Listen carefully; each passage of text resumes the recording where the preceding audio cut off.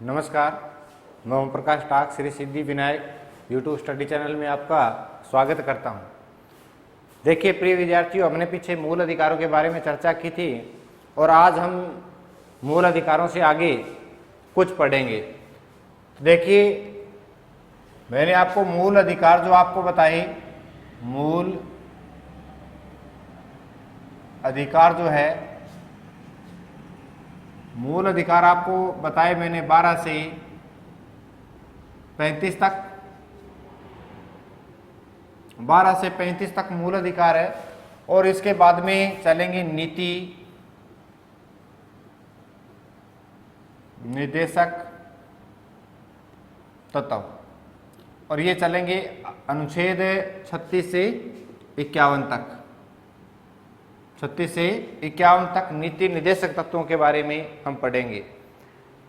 पहले तो हम सामान्य सी जानकारी ये देखते हैं भी नीति निर्देशक तत्व क्या होते हैं और इन्हें क्यों अपनाया गया है, और मूल अधिकार और नीति निर्देशक तत्वों में आपस में क्या संबंध है। तो हम पहले तो ये देखेंगे कि नीति निर्देशक तत्व, नीति निर्देशक तत्व क्या होते हैं। ये सरकार द्वारा लागू किए जाते हैं, सरकार के द्वारा लागू किए जाते हैं। दूसरा, ये जो नीति निर्देशक तत्व होते हैं ये लोक कल्याणकारी होते हैं। लोक कल्याणकारी होते हैं, जनता के कल्याण के लिए बनाए जाते हैं, यानी जन कल्याण के लिए ये नीतियां बनाई जाती है। और ये जो नीति निर्देशक तत्व है ये हमारे संविधान के भाग 4 में और अनुच्छेद 36 से 51 तक इनका प्रावधान दिया गया है। किसका? नीति निर्देशक तत्वों का। और ये हमने कहाँ से ग्रहण किए हैं? तो नीति निर्देशक तत्व हमने आयरलैंड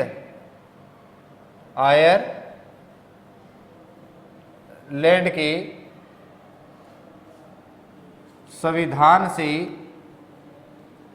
ग्रहण किए हैं। हमने कहां से? आयरलैंड के संविधान से। कहां से किए हैं? आयरलैंड के संविधान से हमने नीति निर्देशक तत्व है वो ग्रहण किए हैं। और भारतीय संविधान के भाग 4 अनुच्छेद 36 से 51 तक इनका वर्णन किया गया है। अब हम नीति निर्देशक तत्व पढ़ने से पहले हम चर्चा करेंगे मूल अधिकार और नीति निर्देशक तत्वों में क्या संबंध है। देखिए, हम पढ़ेंगे एक तो अपने मूल अधिकार व नीति निर्देशक तत्वों में संबंध पढ़ेंगे। मूल अधिकार और नीति निर्देशक तत्वों में आपसी क्या संबंध है, इसके बारे में हम चर्चा करेंगे। देखिए, मूल अधिकार व नीति निर्देशक तत्व एक दूसरे के क्या माने जाते हैं? पूरक माने जाते हैं। नीति निर्देशक तत्व और मूल अधिकार दोनों क्या हैं? एक दूसरे के पूरक हैं। अधिकारों में कुछ रहा तो नीति निर्देशक तत्व पूर्ति करेंगे, और नीति निर्देशक तत्व में कुछ कमी रहती है तो अधिकार के द्वारा क्या होती है? पूर्ति होती है। अब देखिए, मूल अधिकार और नीति निर्देशक तत्व क्या एक दूसरे के पूरक माने जाते हैं, पूरक के रूप में हम देख सकते हैं। होता क्या है? दूसरा, हम यूं कह सकते हैं, एक तो ये पूरक है, 2 नंबर यूं कह सकते हैं कि जो मूल अधिकार है, मूल अधिकार सरकार के कार्यों को प्रतिबंधित करते हैं। सरकार के कार्यों को क्या करते हैं, प्रतिबंधित करते हैं। मूल अधिकार सरकार के कार्यों को प्रतिबंधित करते हैं। कहने का मतलब ये है कि सरकार ऐसा कोई भी कानून नहीं बना सकती जो व्यक्ति के मूल अधिकारों के विपरीत हो। और इसी के विपरीत हम नीति निर्देशक तत्वों की अगर बात करें, नीति निर्देशक तत्व सरकार को जनता के कल्याण के लिए कार्य करने के लिए क्या करते हैं, प्रेरित करते हैं। इसमें तो क्या होगी, नीति निर्देशक तत्वों के तहत तो सरकार नीतियां बनाती है जनता के कल्याण के लिए, और मूल अधिकार है वो कार्य करने के लिए रोकता है।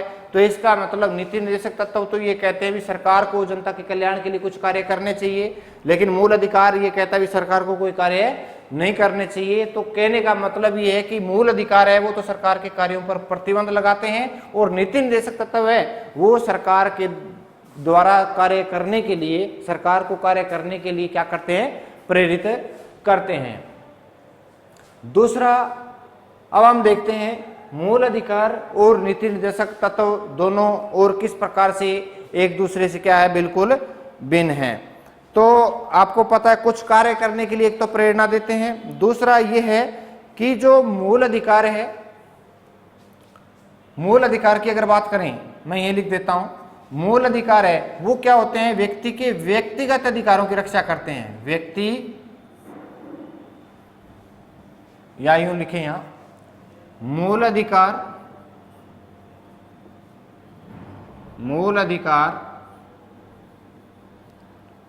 केवल व्यक्ति के व्यक्तिगत अधिकारों की रक्षा करते हैं। इसमें क्या होता है, व्यक्तिगत हित होता है। और जो नीति निर्देशक तत्व हैं, नीति निर्देशक तत्व हैं, इसके अंदर क्या होता है, पूरे समाज का हित होता है। देखिए, जो मूल अधिकार है इसमें तो व्यक्तिगत हित है, जबकि नीति निर्देशक तत्व है इसमें पूरे समाज का हित है। मूल अधिकार है वो सरकार को कार्य करने से रोकती है, और नीति निर्देशक तत्वों के तहत है वो सरकार को कार्य करने के लिए आदेश दिए जाते हैं। उसके बाद में नीति निर्देशक तत्व और मूल अधिकार एक दूसरे के क्या माने जाते हैं, पूरक माने जाते हैं। अब देखिए, मूल अधिकारों को लागू करवाने के लिए, मूल अधिकारों को लागू करवाने के लिए न्यायालय की शरण ली जा सकती है, न्यायालय की शरण ली जा सकती है। लेकिन नीति निर्देशक तत्वों को लागू करवाने के लिए न्यायालय की शरण नहीं ली जा सकती।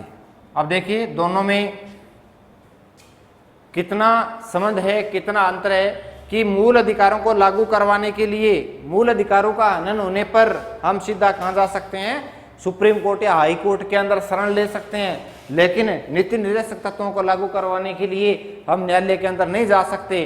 तो इसका मतलब क्या हुआ कि जो मूल अधिकार हैं, मूल अधिकार ये तो क्या है, वाद योग्य हैं। क्या है, वाद योग्य हैं, वाद योग्य हैं। और जहां हम बात करते हैं नीति निर्देशक तत्वों की, यानी नीति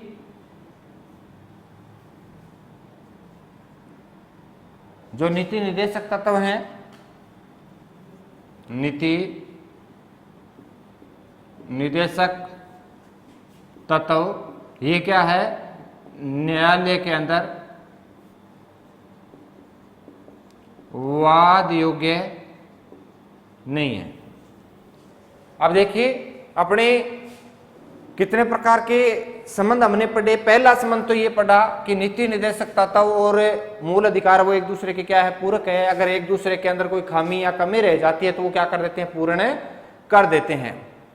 समान नहीं है, पूरक हैं। यानी मूल अधिकार और नीति निर्देशक तत्व, देखो मूल अधिकार भी क्या एक प्रकार के अधिकार हैं, ये कि भी एक प्रकार के क्या हैं, अधिकार हैं, और नीति निर्देशक तत्व है ये भी क्या है, अधिकार हैं। लेकिन ये वो अधिकार हैं और ये वो अधिकार हैं, ये अधिकार न्यायालय के अंदर वाद योग्य है, नीति निर्देशक तत्व है वो न्यायालय में वाद योग्य नहीं है, और जो मूल अधिकार है वो न्यायालय के अंदर वाद योग्य है। दूसरा हमने पढ़ा नीति निर्देशक तत्व है ये पूरे समाज के हित की बात करते हैं, जबकि मूल अधिकार है वो व्यक्ति के व्यक्तिगत हित की बात करते हैं। उसके बाद में नीति निर्देशक तत्व है वो सरकार को आदेशित करते हैं जनता के कल्याण के लिए कार्य करे, लेकिन मूल अधिकार है वो सरकार को कार्य करने से क्या करते हैं, प्रतिबंधित करते हैं, कोई भी सरकार है वो कार्य ना करे। अब देखिए ऐसी स्थिति जब उत्पन्न होती है तो इसमें होता क्या है कि ऐसी स्थिति में जो मूल अधिकार है और नीति निर्देशक तत्व है इनमें क्या हो जाता है, आपस में टकराव हो जाता है, और कई बार ऐसे टकराव की स्थिति भी बनी है। इसके अंदर सबसे पहले हमें ये देखना है कि कार्यपालिका और न्यायपालिका के बीच में कई बार ऐसे मामलों को लेकर के झगड़े हुए हैं और विचार चले हैं। क्या होता है, समस्या तब उत्पन्न होती है जैसे कि एक बार क्या हुआ था, सरकार के द्वारा जिम्मेदारी उन्मूलन के लिए कुछ कानून बनाया, कानून बनाने का फैसला लिया और उसका विरोध भी हुआ, और विरोध इस आधार पे हुआ कि जो संपत्ति का जो मूल अधिकार है वो उस समय क्या था, मूल अधिकार था। तो मूल अधिकार होने के तहत क्या की गई, सुप्रीम कोर्ट के अंदर इस पे अपील की गई। तो इस समय क्या हुआ, सरकार ने कहा भी सामाजिक आवश्यकताओं, और कोर्ट ने भी ये आदेश दिया कि सामाजिक आवश्यकताओं की पूर्ति के लिए क्या कर सकती है सरकार है वो कानून बना सकती है, और न्यायालय है वो इसको मंजूरी देता है। लेकिन सरकार का उसके अंदर एक पक्ष था, पक्ष ये था, सरकार तो ये चाहती थी, सरकार ये चाहती थी भी नीति निर्देशक तत्वों को लागू करते समय, क्या नीति निर्देशक तत्वों को लागू करते समय मूल अधिकार है उनको प्रतिबंधित किया जा सकता है। लेकिन न्यायालय ने कहा नीति निर्देशक तत्वों को लागू करते समय मूल अधिकारों को प्रतिबंधित नहीं किया जा सकता, क्योंकि ये इसमें ये निर्णय दिया गया सन 1973 में कि जो ये संविधान का जो मूल ढांचा है उसके अंदर परिवर्तन नहीं किया जा सकता। तो ऐसी स्थिति में कई बार ऐसे विवादास्पद विषय रहे हैं। अब देखिए नीति निर्देशक तत्वों को जो लागू करने का जो उद्देश्य है, उद्देश्य क्या होता है, हम नीति निर्देशक, ये तो हमने संबंध पढ़ा है नीति निर्देशक तत्व और मूल अधिकारों में क्या संबंध है, तो ये आपके रहेंगे एक दूसरे के पूरक हैं। मूल अधिकार कार्य करने को प्रतिबंधित करते हैं, नीति निर्देशक तत्व कार्य करने के लिए प्रेरित करते हैं। मूल अधिकार व्यक्तिगत होते हैं जबकि नीति निर्देशक तत्व सामाजिक और समाज के हित में होते हैं। नीति निर्देशक तत्वों के लिए हम न्यायालय की शरण में नहीं जा सकते, मूल अधिकारों कानून होने पर न्यायालय की शरण में जा सकते हैं। मूल अधिकार है वो न्यायालय के अंदर वाद योग्य है, नीति निर्देशक तत्व न्यायालय में वाद योग्य नहीं है। तो ये तो हमने पढ़ा मूल जो हमारे नीति निर्देशक तत्व है उनसे संबंधित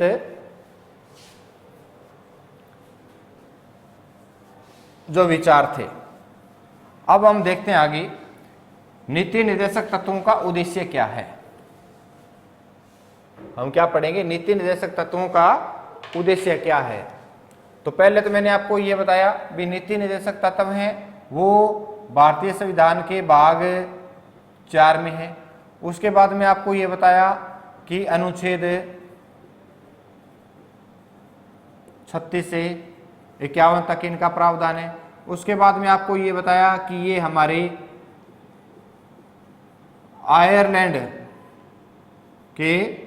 आयरलैंड से गृहीत हैं, ये हमने पढ़ा। अब हम देखते हैं कि जो नीति निर्देशक तत्व है इनका उद्देश्य क्या है। तो इसका उद्देश्य है लोगों का कल्याण करना। नीति निर्देशक तत्वों का उद्देश्य क्या है, लोगों का कल्याण करना और सामाजिक, आर्थिक और राजनीतिक न्याय की क्या करना, स्थापना करना। तो हम इनका उद्देश्य देखते हैं, नीति निर्देशक तत्वों का उद्देश्य क्या है। तो नीति निर्देशक तत्वों का उद्देश्य है लोगों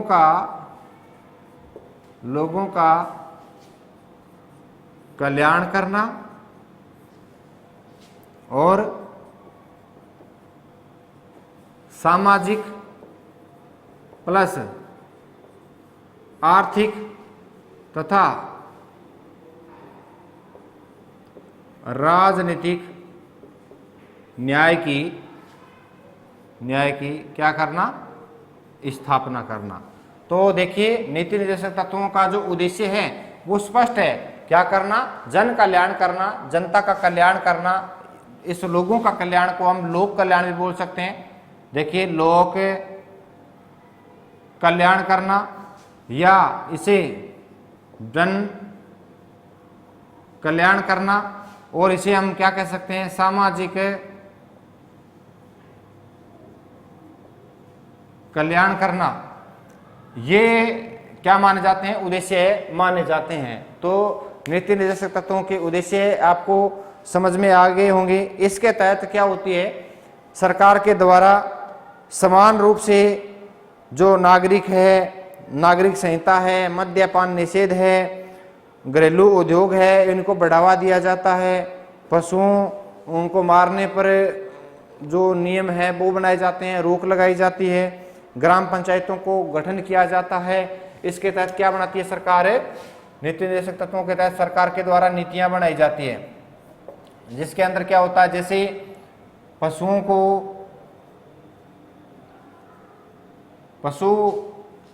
को मारने पर क्या लगाई जाती है, रोक लगाई जाती है। इसी प्रकार से और भी ऐसी कई प्रकार की नीतियां बनती है, जैसे कि समान नागरिक संहिता हो गई, समान सिविल संहिता हो गई। इसी प्रकार से जैसे हम देखते हैं कि घरेलू उद्योगों को बढ़ावा देना और ग्राम पंचायतों को प्रोत्साहन देना, घरेलू उद्योगों को बढ़ावा देना। नंबर 4, ग्राम पंचायतों को प्रोत्साहन देना, जिससे कि ग्राम पंचायतें हैं वो क्या कर सके, ग्रामीण विकास कर सके और समाज में क्या कर सके, कल्याण कर सके। तो इसलिए ये नीति निर्देशक तत्वों के तहत सरकार के द्वारा ये नीतियां बनाई जाती है, और ये इन नीतियों के पीछे क्या रहता है, नीति निर्देशक तत्वों को लागू करने के पीछे उद्देश्य रहता है। तो ये हमारे नीति निर्देशक तत्वों के बारे में था, जिसमें मूल अधिकार क्या है मैंने आपको बताया, नीति निर्देशक तत्व क्या है वो मैंने आपको बताया, और नीति निर्देशक तत्व है वो भारतीय संविधान के अनुच्छेद 36 से 51 तक इनका वर्णन है, और आयरलैंड से इनको क्या किया गया है, ग्रहण किया गया है। तो हम भाग 4 और अनुच्छेद 36 से 51 और उसके बाद में हमने पढ़ा आयरलैंड। ये आपको क्या रखना है, याद रखना है। अब हम क्या करते हैं, अनुच्छेद वाइज हम क्या करेंगे, चर्चा करेंगे। आपको पता है हमारा जो अनुच्छेद 36 जो है, अनुच्छेद 36, इसके अंदर क्या है, नीति निर्देशक तत्वों की परिभाषा है।